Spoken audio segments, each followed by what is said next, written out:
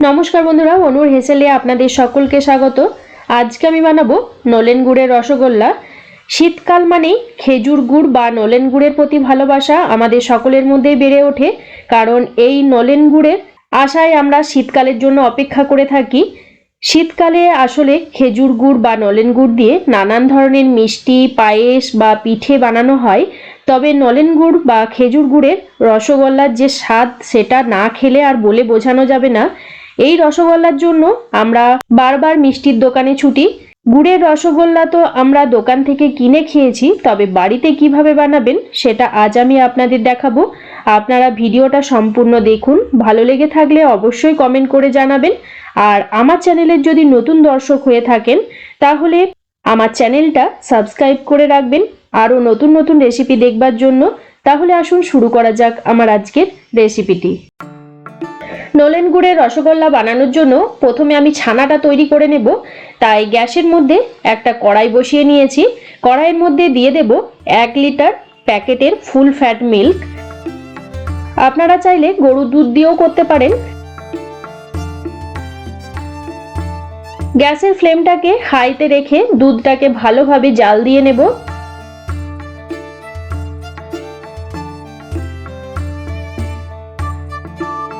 দেখুন দুধটা এখন ফুটতে শুরু হয়েছে।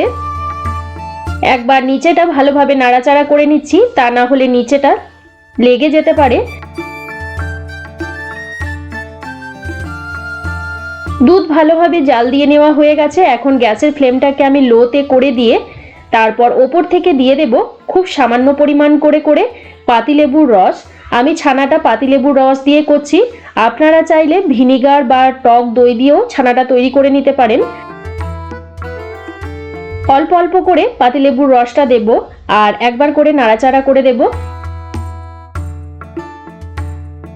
যতক্ষণ না সম্পূর্ণ ছানাটা কেটে যাচ্ছে ততক্ষণ পর্যন্ত আমি অল্প অল্প করে পাতিলেবুর রস দেব আর নাড়াচাড়া করতে থাকবো। দেখুন ছানাটা কাটতে শুরু হয়েছে। আমার পুরোপুরি ছানাটা কেটে গেছে। দেখুন জল আর ছানা আলাদা হয়ে গেছে। এখন আমি গ্যাসের ফ্লেমটাকে বন্ধ করে দিয়ে যতক্ষণ না ছানাটা ঠান্ডা হচ্ছে ততক্ষণ অপেক্ষা করব। ছানাটা ঠান্ডা হয়ে গেলে তারপর আমি জল থেকে ছানাটাকে আলাদা করে নেব। এখন ছানাটা ঠান্ডা হয়ে গেছে। এদিকে আমি একটা বড় বাটির মধ্যে একটা পাতলা সুতির কাপড় পেতে নিয়েছি, তার উপরে আমি ছানাটা ঢেলে নিচ্ছি, তাহলে ছানা আর জল আলাদা হয়ে যাবে।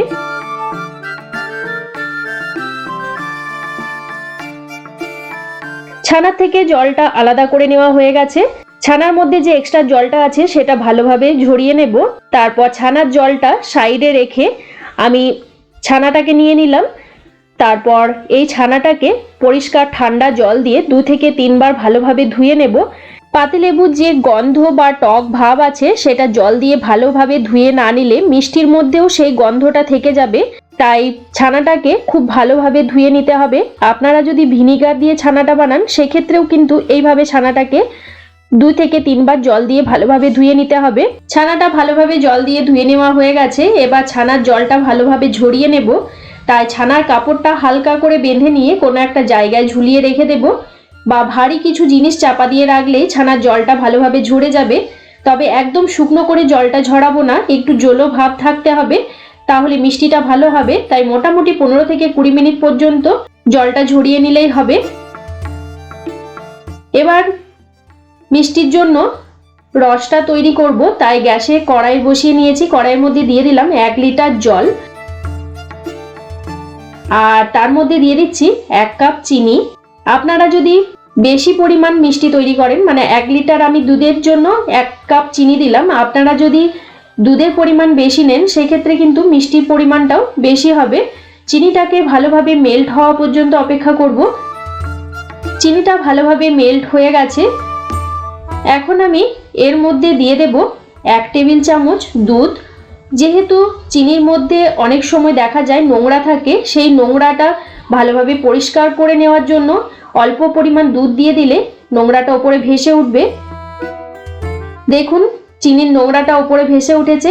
একটা চা ছাঁকনা দিয়ে আমি এই নোংরাটাকে ভালোভাবে তুলে নিচ্ছি। এবার এর মধ্যে দিয়ে দেব 1 কাপ নলেন গুড়।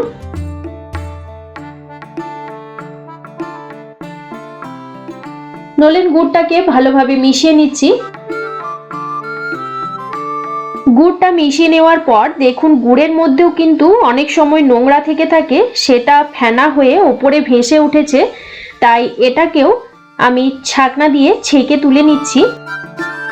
চিনি আর গুড়ের শিরাটা আমি মিনিট 5-7 সময় ধরে ফুটিয়ে নেব।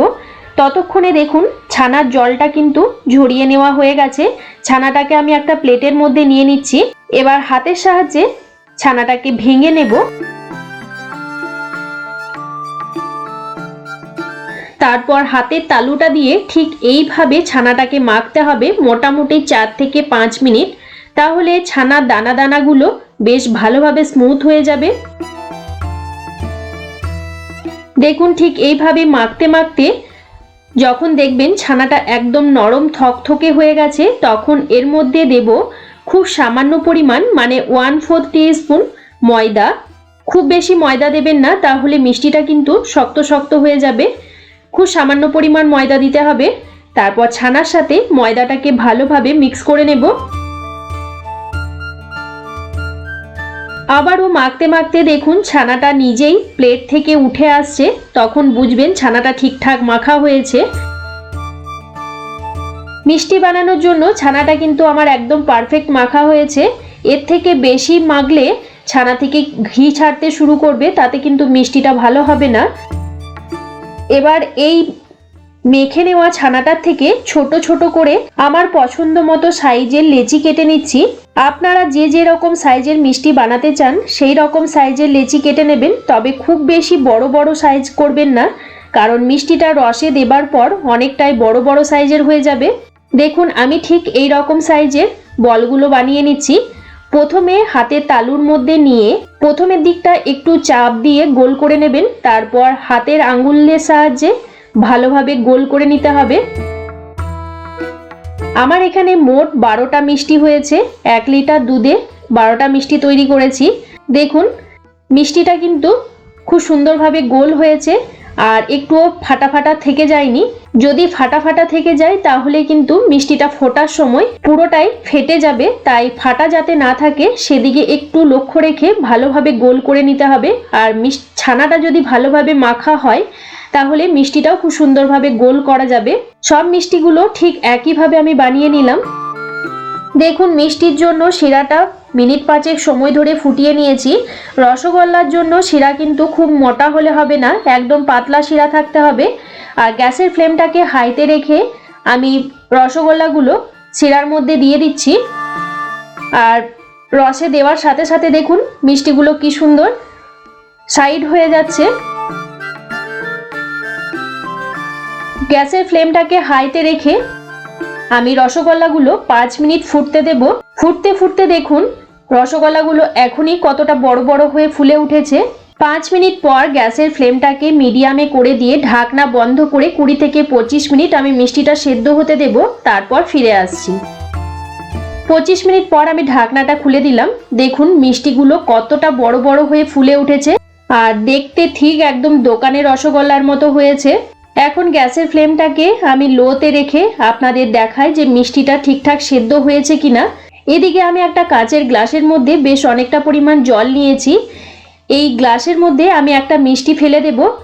যদি মিষ্টিটা ভেসে থাকে তাহলে জানবেন মিষ্টিটা এখনো সেদ্ধ হয়নি, আর যদি নিচে চলে যায় তাহলে জানবেন মিষ্টিটা একদম ঠিকঠাক সেদ্ধ হয়েছে। দেখুন মিষ্টিটা কিন্তু আমার একদম নিচে চলে গেছে, তার মানে মিষ্টি আমার একদম তৈরি হয়ে গেছে। গ্যাসের ফ্লেমটাকে বন্ধ করে দেব। ব্যাস তৈরি হয়ে গেল আমার আজকের রেসিপি নলেন গুড়ের রসগোল্লা। দেখুন দেখতে একদম ঠিক দোকানের মতো হয়েছে আর গোটা ঘর একদম গুড়ের গন্ধে মোমো করছে। আপনারাও ঠিক এইভাবে নলেন গুড়ের রসগোল্লা বাড়িতে বানিয়ে দেখতে পারেন। আশা রাখি আপনাদেরও ভীষণ ভালো লাগবে।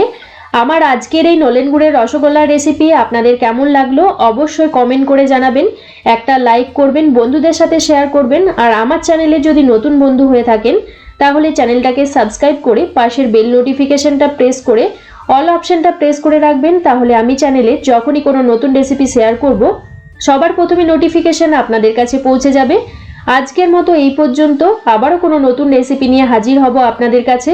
আপনারা ভালো থাকবেন, সুস্থ থাকবেন। ধন্যবাদ।